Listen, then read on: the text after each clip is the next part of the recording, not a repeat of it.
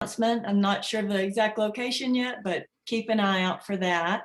We'll continue talking about the City Nature Challenge over the coming weeks and the next couple of months, because it's a big subject as we get closer to April 30th and the City Nature Challenge kickoff. So of course, iNaturalist is the platform for that. But beyond that, I hope that you read the bio of the Audubon group. I sent that out. I attached it to introduce our speaker this evening, Joe Brewer.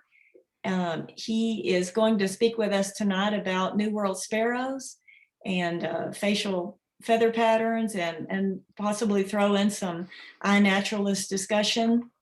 He's done an amazing job in the iNaturalist world, and that's kind of how we stalked him and were able to find him.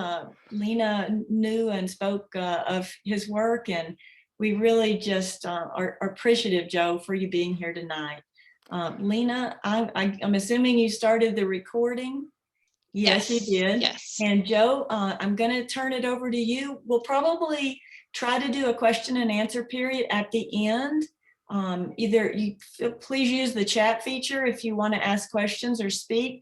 I bet Joe wouldn't mind if you had a question you just couldn't wait to ask in the middle, but we'll try to maybe save our questions in bulk to the end. And if that's okay with you, Joe. That's fine with me, yes. Okay. All right. Well, I'm going to turn it over to Joe Brewer, our guest speaker tonight. And thank you, Glenda. Thank you. Getting started, I just want to talk a little about myself. Glenda mentioned a little that they found me on iNaturalist, and I've been doing a lot of my work on iNaturalist for probably going on about 4 years now, and it's been a big outlet of a way for me to reach other people and teach, as well as obtaining photographs of individuals that would otherwise be inaccessible to me. It makes it really searchable, and it's just been a really a nice platform, and I'll talk more about that later on towards the end of my presentation. But I specialize mainly with New World sparrows, which kind of started as what felt like a need for there to be more information, more specialized works on them. I know James Rising did quite a bit of work with them. He authored a couple of guides several years ago, but the majority of guides, I feel, just kind of skip over a lot of the finer details, which I think make the missing of the finer details makes it hard to grasp a good understanding of easy ways to identify sparrows. So I kind of wanted to cover a little bit about that today. I'm going to be featuring work from an artist that I'm working with on a field guide of my own to sparrows. So you'll be getting a first look at a lot of that artwork, as it's still in the works, and I actually haven't displayed these photos for anybody else. And we'll talk a little bit about how understanding these features can be worked into using it in the field, and a large part of the time in photographs.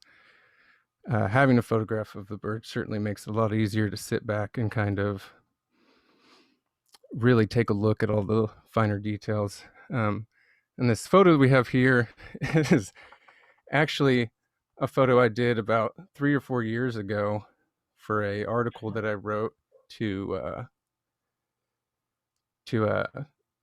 help people understand the terminology that I used on iNaturalist, because I used a lot of,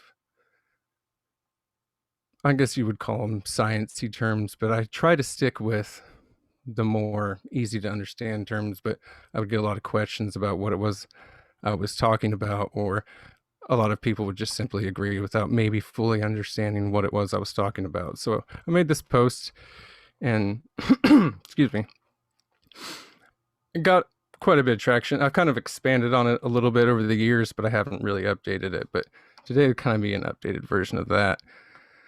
And it was linked to my iNaturalist bio, and I assume probably what garnered a little bit of attention for why I'm here tonight. But we'll just move right in, and I'm going to start here by talking about, we're going to start at the top of the head, and we're going to kind of work our way down the side of the face, and then end up down here at the throat. But we're going to talk about this middle stripe, or the median crown stripe. We've got this white-throated sparrow here. I have them illustrated on the right, and I have a picture of them on the left. I've highlighted the crown stripe in red here and here. And now, this feature in and of itself isn't particularly helpful in many cases. Majority of times, it's going to be of pale contrast if it's present, and the presence or absence of it can lead to the identification of some species, but more or less it gives an overall look to the crown. And in that note, I kind of want to move on here. I'm going to compare two very similar zono species sparrows. We have our white-throated here again on the side, and we're going to take a look at this median crown stripe and how it's super thin. And I'm going to take a look over here at how wide we have on this one. And the substitute of these other stripes kind of like shrinks the whole pattern on this side down, while giving our white-throated sparrow kind of a different look. And so even in similar species, something as simple as what most people look over can be really helpful and noting. But again, it's not really a feature I think a lot of time is spent with, but it is still helpful to know. And then moving on again here with the white-crowned sparrow from before, wanted to take a look at the lateral crown stripes. Now these actually make up the two stripes that give a lot of sparrows. Like, think of a song sparrow or a Lincoln sparrow, that striped crown pattern. And then in the zono sparrows, it's what gives them that zone crown appearance, with the connection of the eye line completing in the back. And here we have an illustration of the same thing. Here on the roughest crown, we can see that median crown stripe kind of dissipates here, leading to more of a full solid crown color. We have a nice firm contrast up front. And then when we look over here at the song sparrow, we can see how the addition of streaking adds kind of a different context to the crown. You know, a lot of times in the field you would stop at, well, it's got a roughest crown. But even if we were to focus only on the crown, ignoring the rest of the bird, there's still, distinctions to be made from the context of what these lateral crown stripes contain. And again, things like this are really helpful in photos and separating tricky species.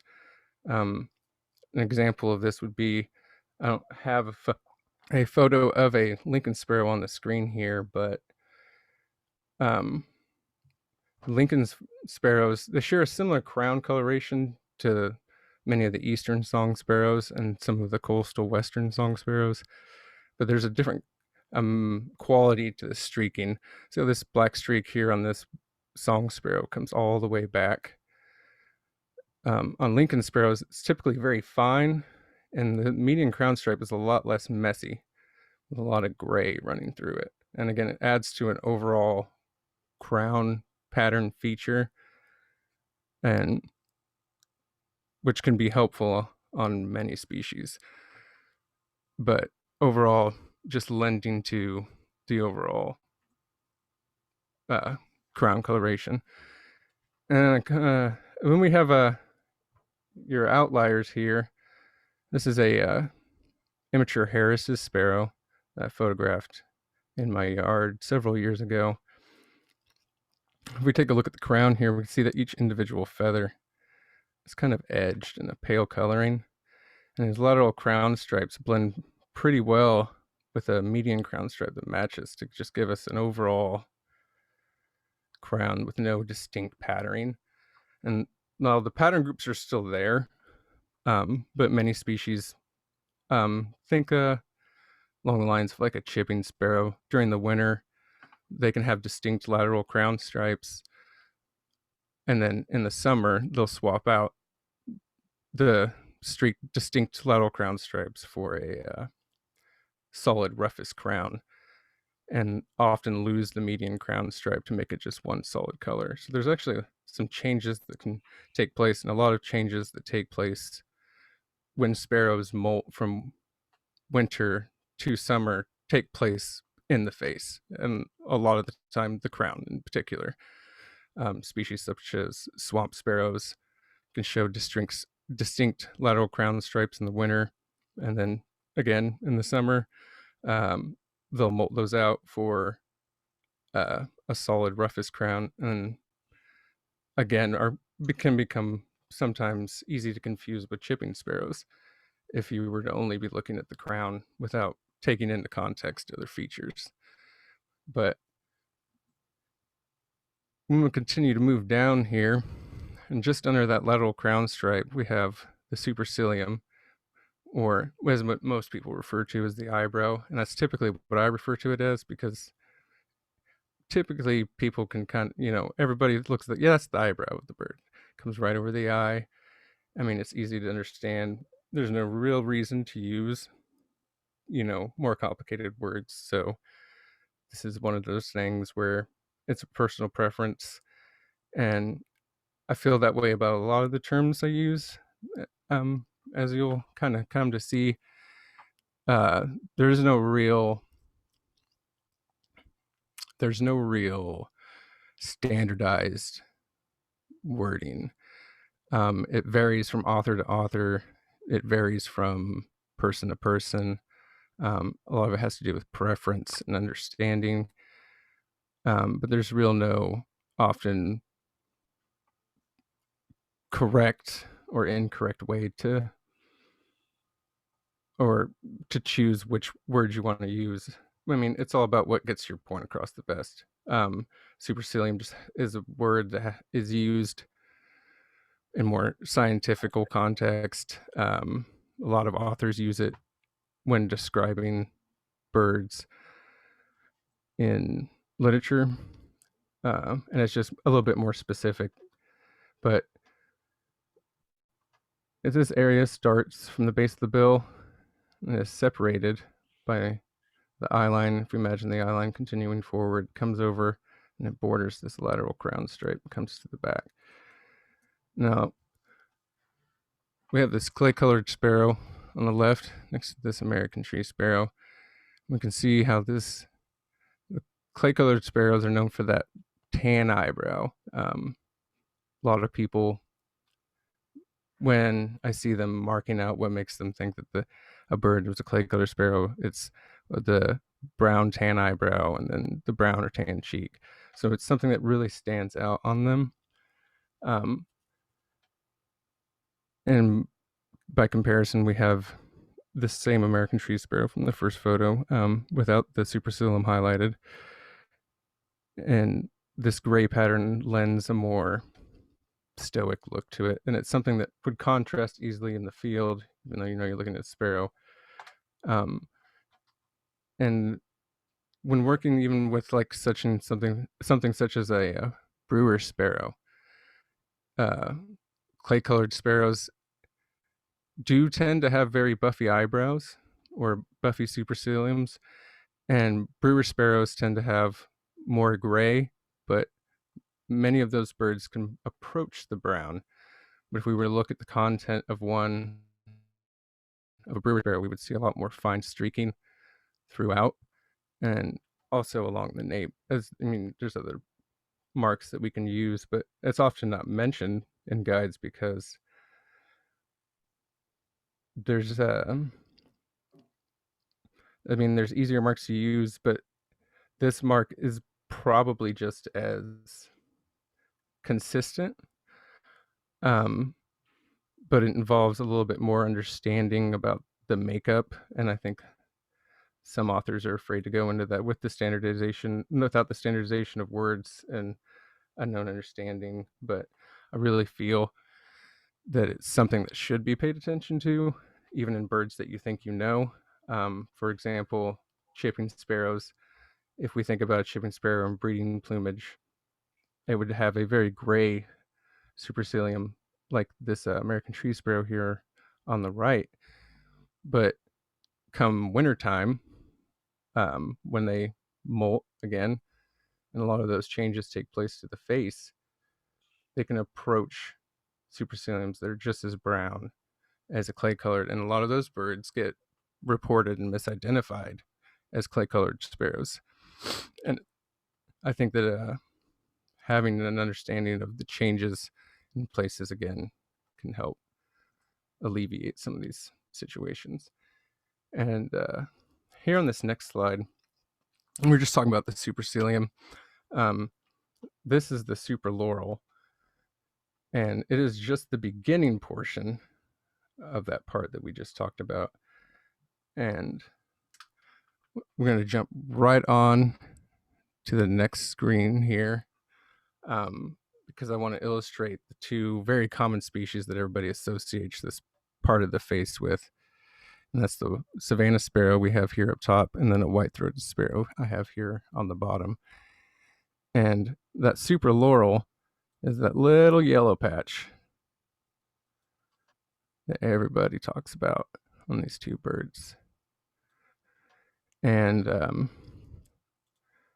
now, I know a lot of authors, and I've seen a lot of people on iNaturalist, for instance, explaining IDs. We cut to using just lores. We say Savannah sparrows show yellow lores, or we say white-throated has yellow in the lores. And I mean, that's correct in the sense that it's in front of the eye. But like if we take a look down here at this white-throated sparrow, we can actually see that it has a dark laurel line. And this is a trait that can be present or absent, but it's also a trait that becomes necessary and helpful to distinguish. What comes to mind is that young song sparrows can actually show yellow in the super laurel, but they don't ever show a dark laurel line to go along with it. And immature white-throated sparrows and immature song sparrows can be kind of tricky to separate when they're young, and it becomes a feature that's helpful in distinguishing the two.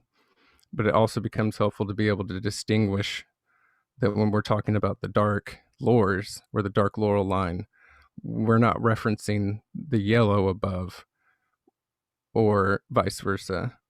So I think that it's something that it doesn't necessarily bother me when I see even educators referring it to that because it's technically correct. I just think it could create problems in situations where not having the words we need to separate the distinction come into play. So, but it is probably one of my favorite parts of a New World sparrow too, because this area undergoes a lot of change in color throughout many species. Like American tree sparrows typically show bright white there. Sage sparrows would be another example of showing bright white there. And it really just varies from species to species. But expanding on that, the supra from supra laurel means above. So the definition is literally above the lores. And we're going to continue on here to the lores, and perhaps the most famous bird's lores would be the chipping sparrow for having the dark lores, or a dark laurel line extends from in front of the eye to the bill. Other species such as lark sparrows show this trait. We just talked about the white-throated sparrow, how some of them can also show this trait. And this feature perhaps most helpful on a chipping sparrow. There are other species that show it being referenced. It's not something that comes up often, and here's probably the best example of when it's necessary, and that's when we're comparing a chipping sparrow with a clay-colored sparrow. And the first thing that probably stands out to a lot of people is the absence of this little line here on our clay-colored sparrow. Now, there are chipping sparrows that lack that line. I think I've reviewed probably over 3,000 photographs of chipping sparrows from both the eastern and western population. And I would say I've come across maybe 3 or 4 that had no sign of a laurel line at all, but were definitely still chipping sparrows by other field marks. So it's a very dependable mark. It's dependable when present and dependable when absent. So it goes both ways. There's not many cases where it comes up, but again, it's just one of those parts that's good to know. And then the next part, kind of in continuing along with the laurel section, I'm going to be talking about the laurel mask, which is like this dark shading. Comes down from the bottom of the bill to the top of the bill and then extends back and just around the eye. Now I have a pink-sided junco up here, and I have a gray-headed junco down here. Oh, and I also want to mention, you'll notice that some of these photos don't have credits on them, and that's because they're my photos, and it felt weird just crediting myself, so I just didn't put anything on them. So if you see uncredited photos, that is because they're mine. Any photos that I use from iNaturalist or from people that lent them to me for the use of education will be marked as such by the person who lent them. But I just wanted to mention that. I forgot to mention that at the beginning, but going back into it. These laurel masks can be helpful for separating obviously different subspecies of dark-eyed juncos. It's a big topic that comes up with pink-sided juncos that occasionally make their way down into the area. But I do want to say that it should be used with caution because of, like, we can look at, if we can see on this pink-sided junco here, how there's the feathers are actually kind of a different quality in this area. And when a bird loses feathers in this area, or they get damaged from feeding, it can give the false impression of a laurel mask. And many organ group juncos can actually show a dark laurel mask. So it gets kind of muddies the waters of using that as a definitive mark for birds such as the pink-sided junco. So, and then next we have the eye line. It's pretty self-explanatory. It's just the line that comes out that's behind the rear of the eye. They vary in shape, size, and color. It also varies depending on how the bird has positioned its head. An erect bird will have a drooping eye line, and a bird that's a little bit more compacted down, like on this chipping sparrow right here, will have a line that is a bit more straight and less drooped because all the feathers are kind of bunched up together. The biggest use of this, again, is the shape and shading. It comes into play with, I think, a few more birds than some people realize. A good example I have here is we have this rufous crowned sparrow, and we can see this eye line. It's really thin. It kind of splatters out, but it matches in color to the nape, the crown. and the mantle back here. If we compare it to this chipping sparrow, who has a similar crown that may and has drawn people to conclude that it could possibly be a rufous crowned sparrow. I mean, it certainly has rufous in the crown.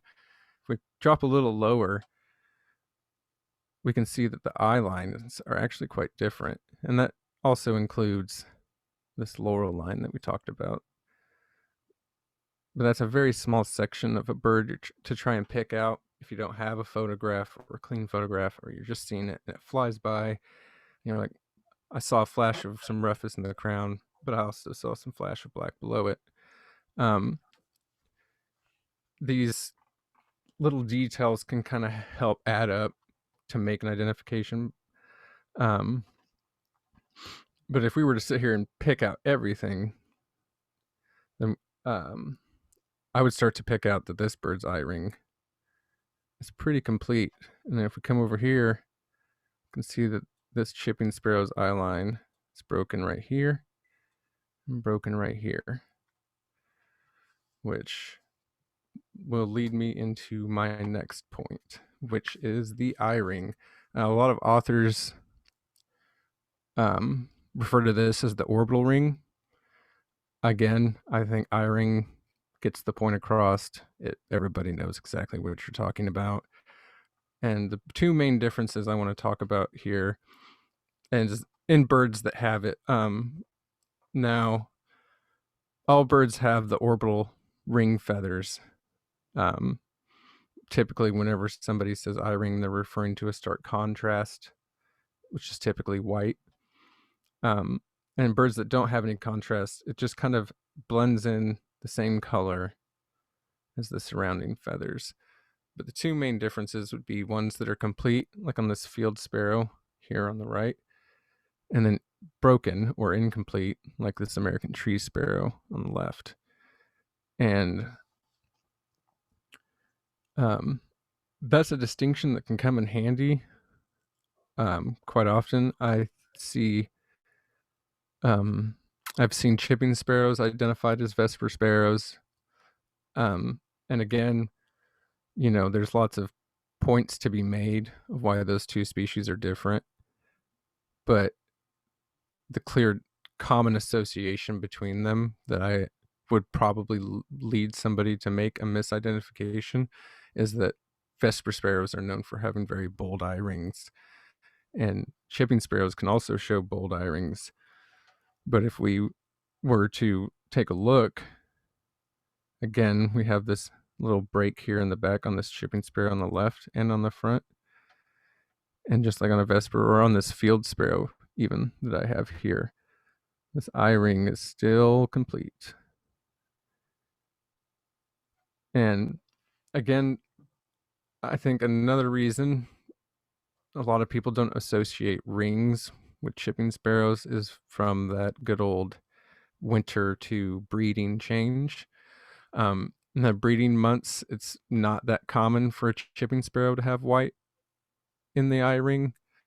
They're typically gray. The feathers have worn down. There's really just not many birds that would stand out as having one.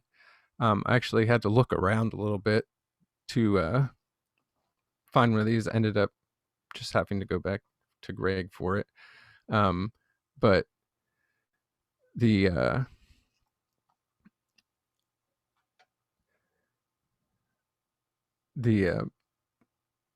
breaks are typically always present on the chipping sparrow. Now you may find field and other birds that typically show a complete eye ring, such as grasshopper sparrows. There often may be a little break in the back here where the eye line meets, and it's because the eye line and this section of the eye ring often share the same color, which is also why chipping sparrows have a broken eye ring. It's because the lores are dark, and then the orbital feathers right here share the same color. So it's something to note when you're seeing a bird with an eye that catches your eye, as to how complete is that bold eye ring. In addition to not only how bold is it, but Does it make it all the way around? Is it broken in the front? Is it broken in the back? And moving down from the eye, we have the auricular, or the cheek. And I'm just going to call it cheek because I don't like saying that other word. And I've said it, I mean, I've typed it mostly on paper. It's not a word I use a lot. So that's probably the only time I'm going to say it. I'm not even sure if I pronounced it right, but moving on. And it's essentially just this on this lark sparrow. It's conveniently already highlighted in red for me. And it's just this little patch right here. And this is the group of feathers that also kind of acts as the little protection for the ear underneath. And if we look right here, in this little area right here, we can see that it's actually a paler color than the rest of the cheek. And that is because these feathers are actually structurally different, allowing more sound to pass through. So if you see like a lot of birds that have colored cheeks will still have this little pale spot that kind of contrasts to the rest of it majority of the time in angles that you're looking at it. And there's not too much to say about cheek color in the Spizella genus, chipping, clay colored Brewers. It's helpful to note the cheek color. And here I have a swamp sparrow and a Nielsen sparrow, just to kind of illustrate that confined cheek pattern. But there's really few cases to where you need to examine these for any type of purpose. It's really just kind of something that adds to the overall impression of a bird's facial pattern, because it is a large part of the face, so it just sticks out. But if we come down, we have that line that runs along the bottom of the cheek. They're the subauricular stripe, or well, this is probably where a lot of you will differ from me, because it was established by many authors for a long time. This was the moustachial stripe, and I believe many guides still use that today. I believe Sibley does or doesn't. I'm not sure where I learned the first one subauricular stripe. It's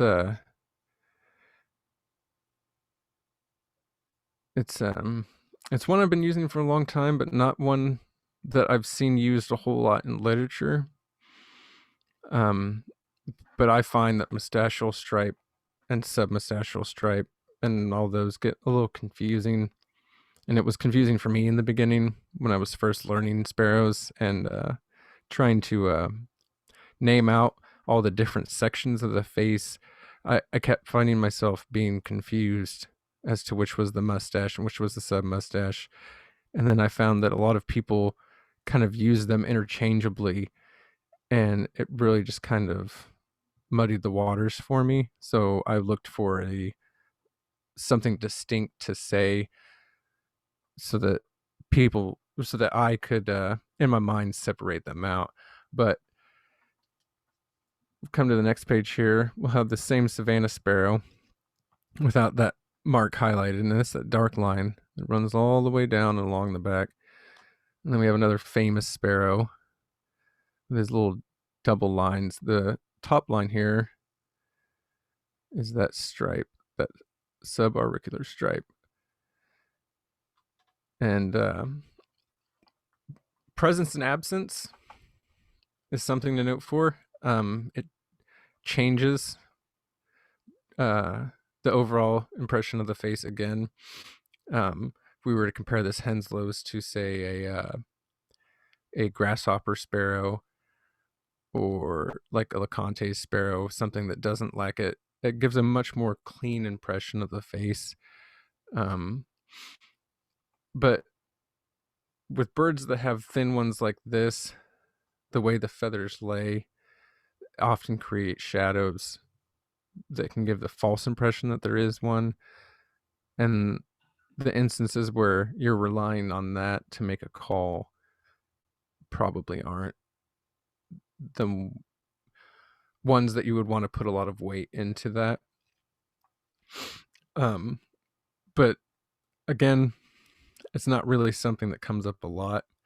It's just something that adds to the overall impression of the face and the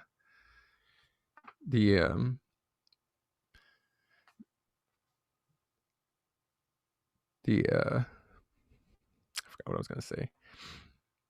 Yeah, the overall, just the impression. But because for me,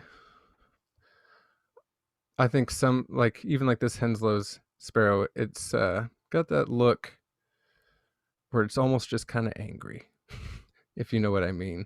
Well, the Savannah just kind of doesn't really have a whole lot of thoughts going on in there. And it's a combination of all these subtle features that may not come up a lot in identification, but they add to the overall impression that you get whenever you're looking at the face of a sparrow. Excuse me. And then we're going to move on. This one will probably be where a lot more people branch off from their understanding or use of words to what I use. I call this the mailer stripe, and largely in field guides, mainly older field guides, it was called the submustachial stripe. And that's where the confusion came in for me. Because I didn't, on birds that didn't have the submustachial stripe, which is quite a few, the mallard still referenced. It really just kind of got confusing me. But mailer for a lot of people means this darker stripe underneath, but we'll get to that here in a minute. But for me, I'm going to call this the mailer, and that's this little group of feathers that runs along down bottom of the cheek underneath that first dark line, and it comes back around on some species, and sometimes it kind of gets blocked off here at the end, like how Noah illustrated it in his illustration. You can see how it just kind of peters out. I've highlighted it here in red. And this mark of Lincoln's, which is probably one of the species that gets it mentioned more often whenever you're comparing it to a song sparrow. I have a Lincoln's here on the left and a song on the right. And that reference to it, which was how I was first largely exposed to the word mailer, was people referencing the color of this part right here, and how it's a soft buffy color versus, in comparison to most song sparrows, especially those in the Mideast, or that breed in the Mideast and the eastern portion of the US and Canada, they lack pretty much any color here at all. And it's just largely white. This bird, I can't remember what he based it off of. It feels like a Montanus to me, but there are species that kind of show a little bit of color. But for largely, by looking at the face of a Lincoln's or a song, you can make a decision off just the mailer right here. And that's something that gets brought up a lot, but it's also something that brings a lot of confusion, I think, because of people assuming, again, that this stripe here is the mailer. And that comes into play with Sibley's guides. He opted to start using the word mailer and then renamed these to the lateral throat stripes. But we'll continue a little bit about that right now. These are the big old triangle marks that most people reference on song sparrows. In addition to that little dot right there, which I will talk about a little as well. We're coming back to these triangular marks here on the throat what I call lateral throat stripes. Back in the day, they were called mailer stripes. So there's always kind of been a distinction between mailer and mailer stripe. But I think some people still kind of get confused on that. But again, it doesn't really matter what you call it as long as people are understanding what you're trying to convey. Whatever makes the most sense to you would be what I would go with. I personally use lateral throat stripe because coming into it, I had already adopted the use of the word mailer for the section that we just covered. And it was would be kind of a hard change for me. I started with Sibley's Guide, so lateral throat stripe was just what I've always known it as. But this mark is particularly useful in many ways. Here we have a Lincoln's on the right and a song on the left, and if we take a look at how the Lincoln's mailer is kind of speckled, like it has darker portions in it. We got some white mixed in there. Overall, it's just not as full if we come over and look at this song sparrows. And that same thing holds true for many species. Savanna typically don't show as bold lateral throat stripes as song sparrows do. Neither do vesper sparrows. And the density and thickness of those marks can actually hold quite a bit of information. And then if we take a look at these are two song sparrows. One was photographed in Moore County, New Mexico, and then one from Texas. And this bird on the right is most likely an eastern song sparrow. He's got these dark burgundy red mailers and lateral throat stripes. He's got these soft beige, not buff like a Lincoln's, but softer and a little bit warmer mailer. And then we come over here to this bird. He's got a little bit more of a white mailer. And his lateral throat stripe's been diminished quite a bit, and it's actually a little bit orange in color. And this bird is actually a mountain song sparrow, or Montania subspecies. So it's little distinctions like this where you're picking up on subtle differences, where things like this can really kind of help to shed light on things that may come off as weird, especially for somebody who saw eastern song sparrows in their yard every single day, and then coming over west a little bit more where you start to see more of these mountain song sparrows. It can be a little challenging. And then we're going to move on to the throat. I really didn't have a whole lot for this because it's not like a section that's really, I think, needs a whole lot of explaining. I've highlighted it here in red on this Harris's sparrow. And it's just the section directly under the bill, above the breast. Streaking or no streaking is typically what you're going to be looking for.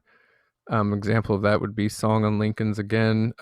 Song sparrows typically show clean throats without any streaking, while Lincoln's typically show a fair amount of streaking on the throat. Not a whole lot of instances where that makes a lot of differences in the identification, or like can be helpful in some way, but it does come up occasionally. And then I think we're going to finish off here with the nape. And now, when I say nape, and I use a lot in my identifications on iNaturalist, I'm talking about all of this, where these feathers kind of come down and lay on the mantle. And the nape, I think, is probably one of the most overlooked areas. I think a lot of people think, oh, well, I can't see the face. There's no way I'm going to be able to ID this. Guides don't mention anything really about the backside of sparrows. And I think it's a shame because I think a lot of sparrows are really generally unique on the back of the head. This is a white-crowned sparrow. And we can see that nifty little pattern going on back here. And I want to bring that back around to a white-throated sparrow. When we have our white crown here on the left again. Let's take a look at the nape on this white-throated sparrow. Notice how there's lots of color changes going on. It's got dark centering to the feathers, give it this nice streaked impression. And then take a look at the how the supercilium comes down, just right here. But comes down in a downward projection, and the eye line just kind of ends on its own right here. If we follow this bird's eye line all the way, comes all the way back, just around the nape. And that supercilium comes all the way around up here. And these nape sides, all this right here. And then the median crown stripe again, thinner. So with these two fairly similarly crowned birds from behind without seeing any of the yellow on the face or the white on the throat, you would be able to confidently ID one as a white crowned or a white throated. And I think that things like this are often overlooked by guides because it gets harder to find people who are willing to photograph photos of birds from behind as well. I think a lot of people like to post the best photographs that they have. Obviously, if a bird's not looking at you, we don't consider most time won't consider that the best photograph that we have. Maybe if it was the only photograph we got, we would post it. I personally go out of my way to photograph the backside of many sparrows and just share them and post them for the use of other people learning what the backside of these species look like, because I think it's something that does come in handy, especially with birds that are always running away from you. And then to extend more on that, I have the swamp sparrow, this Nielsen sparrow again. We take a look at the nape. They both have this great collar that comes around, a little buff on this Nielsen's. But let's take a look at how it's divided down. The lateral crown stripes of this swamp sparrow come all the way down. They kind of fizzle out, but they still do a good job of breaking apart that gray collar into 3 sections here. If we come over and look at this Nielsen's, we'll see that his gray median crown stripe actually stops just at the nape. He has this brown wash. Comes all the way over. His head's a little turned, so we can see how it's kind of pulling this nape over to the side a little bit. We still have the gray collar on the other side. So now looking at these, if we were to just get a quick glance at back patterns, I would agree that they're fairly similar. We do have a little bit of white highlighting here on the Nielsen sparrow, which could be a clue if he was flushing away from us, or if we got a good look at him sitting on a branch before he dove down. But what if I notice something like this, where I can see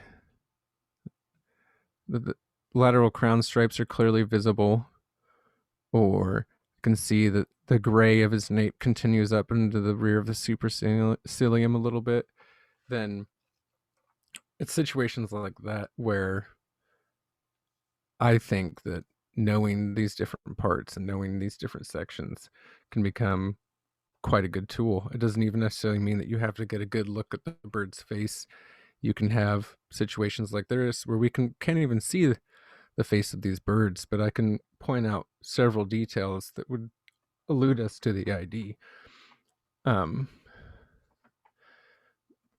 but yeah, I think that's about it on the my feather presentation.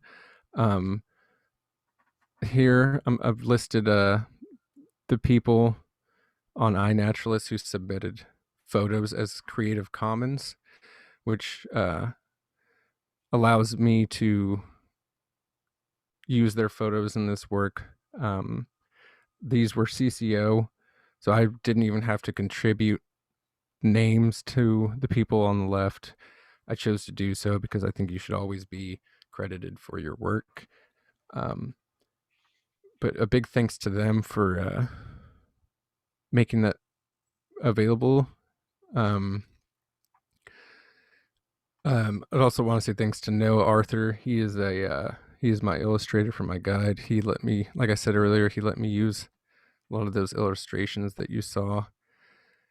And um, moving on from here, I did want to talk a little bit about the City Nature Challenge and a little bit about iNaturalist as well. Um, I participated in the last two City Nature Challenges. They're really a great way of getting the public involved. And by public, I mean it's a good way to get students of schools that typically don't participate in iNaturalist or maybe even in nature at all, or getting friends together. It's a good way to have a goal that's obtainable by a city that includes a lot of people that may otherwise not have been engaging with nature. And I think that is a really awesome way to kind of spread the awareness that a lot of the things around us need. And it focuses on your own city, and it focuses you to kind of take a bigger picture and a look around about everything. As Linda said, it is through iNaturalist, which and as I've said, I believe many a times throughout this, that I do a lot of work for iNaturalist as well. I would not work, but volunteer work. I think I've contributed on iNaturalist alone. I think I've contributed about 40,000 New World Sparrow IDs. It's just a great place for sharing knowledge, sharing observation with others. But the City Nature Challenge takes takes advantage of that and allowing people that aren't necessarily familiar with nature or aspects of it, to the point where they may ignore it, to take a look at it, submit it, and then possibly have a takeaway from that t- leaves them with a desire to learn more, or maybe in learning something about that, they continue to go forward and learn about something that they found that they have an interest in, or discover something local to them that they never knew. And it's fun for even naturalists as well. I always I enjoyed the competitive part of it.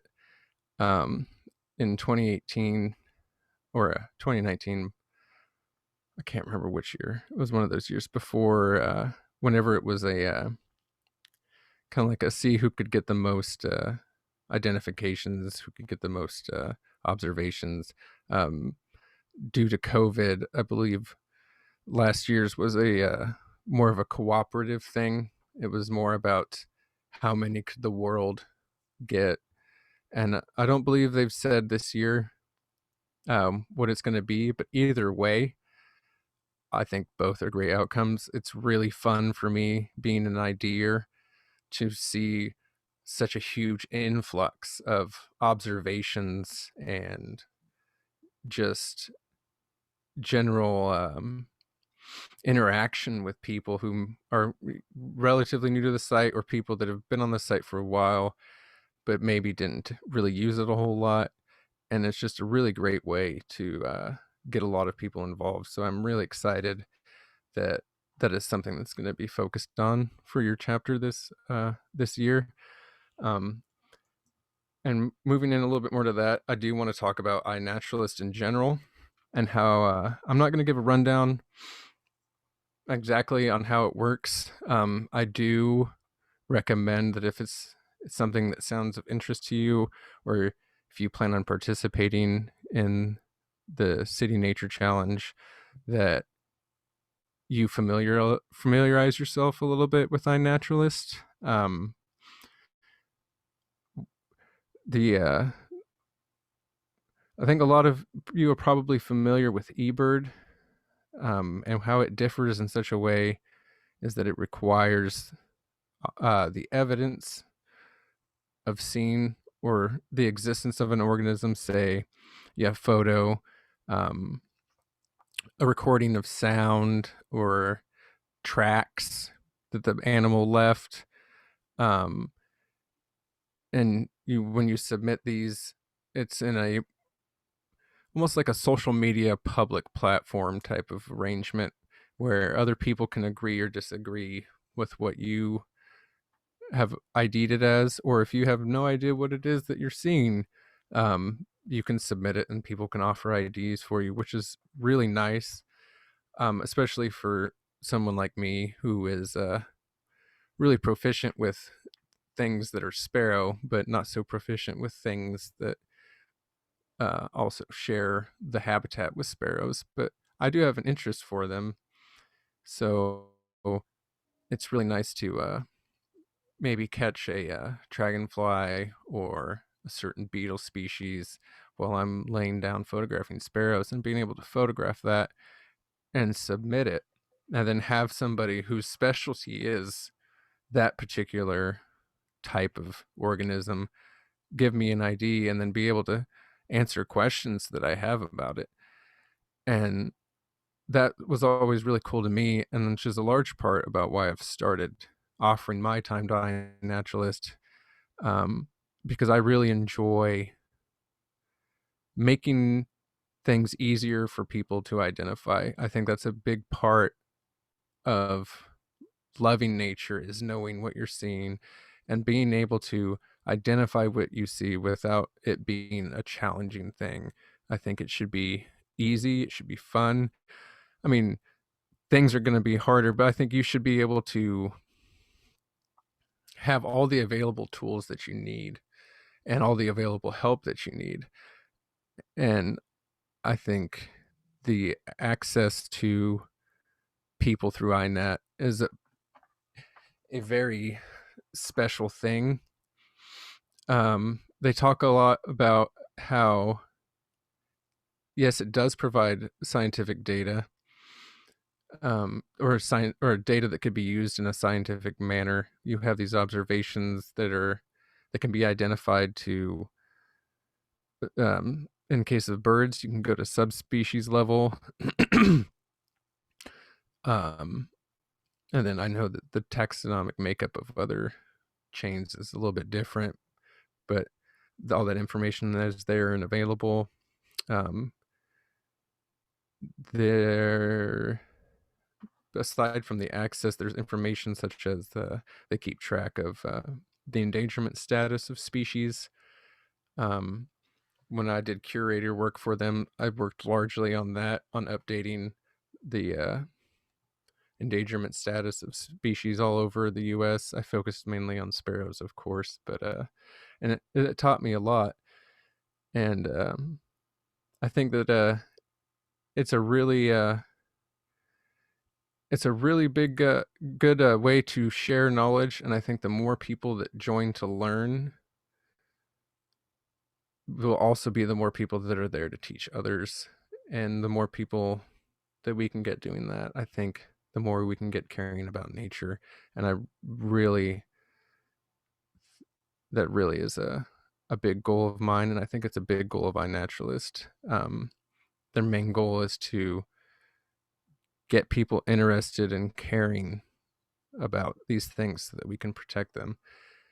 And I think they've done a great job facilitating a very welcoming environment and a collaboration of people from all different areas to really make something that is beneficial in many ways to even birders who, I mean, I think you see a lot of the debate between eBird and iNaturalist, and I think that it's two different sets of two different ways of interacting, and I think they both have their places, and I think both are very great, and I think that both do amazing things. But I don't think that the two can be compared on a scale like that. So I guess I'll end that by saying that I encourage you to check out iNaturalist. They have many help pages about how to use their site and the benefits of doing so and how to go about getting IDs and stuff. But I think that's all that I have. I guess if there's any questions, I would be more than willing to answer any of those. Now, I have a question. All right. So in ranges that overlap in sparrows, have you noticed any hybridization? There is quite a bit of hybridization. It really just depends on the genus and species. It often isn't between species, I guess you would think. Like perhaps one of the most common hybrids would be a dark-eyed junco X white-throated sparrow, which is quite an interesting combination. But as far as similar birds, like the Spizella genus, like clay-colored field sparrow, chipping, there's not really a whole lot of hybridization that goes on between them. It's more marshland species like the sharp-tailed sparrow, the Nielsen's and salt marsh tend to hybridize frequently where they overlap. But the cases of it happening are many, but in terms of how frequently it happens between those species, it's not really that high. Hey, do you guys, you have smell-o-vision? Smell these hyacinths. Oh my God. It's beautiful. How about any more questions? I have one actually. All right. Could you put up the black and white illustration you had on the first slide? If it's easy to go back. I believe. Yes, that one. So here's my question. Okay. 9 items on here. You're in the field. You don't have a camera. You're getting flashes here and there of sightings of a bird. Which of these would you recommend focusing on? And maybe there's no answer, but I thought I would ask. That is I think an answer that would change with the bird. I personally, what my eye goes to is number 1, the supercilium, and then number 9, which is the lateral crown stripe. I think these two they offer the most in terms of the general impression of the bird. Like say if you caught a flash of a white, like a white crowned sparrow, obviously those would be the two most prominent parts. But if we caught looking down, like if we just caught like just the bottom part of the bird, then well, he would just be mostly gray, and that really doesn't notch off that many species. Whereas how they look from above that midpoint can really narrow down a majority of more.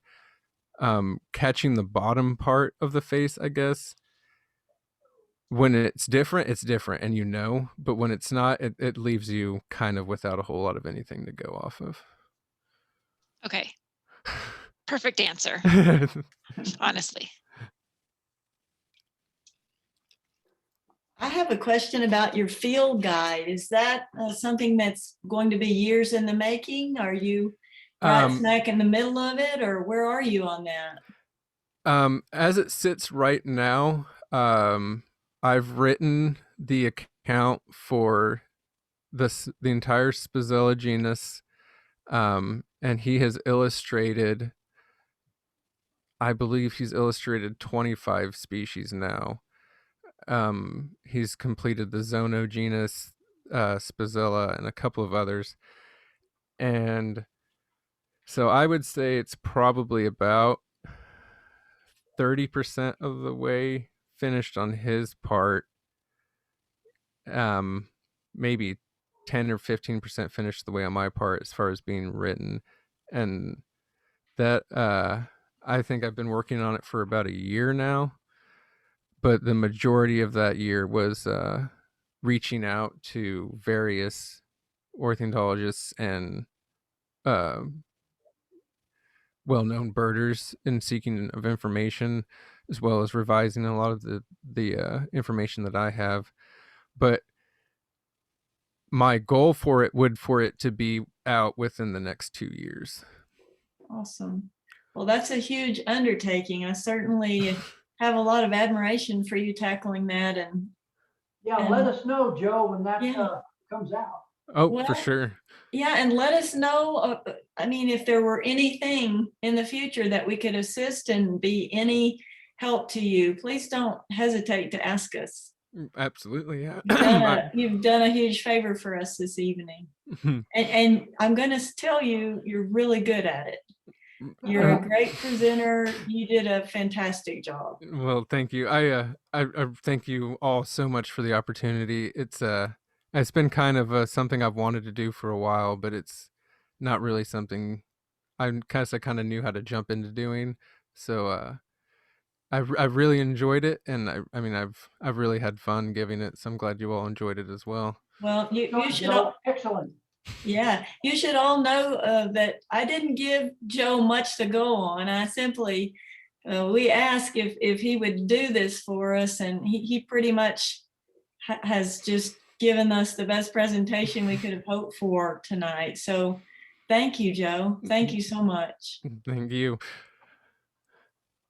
Well, if there aren't any more questions, we're going to close the meeting, but sending you off again with our thanks. All right. Yeah, and thank you again. Thank you. Good luck. Thank you. Thank you.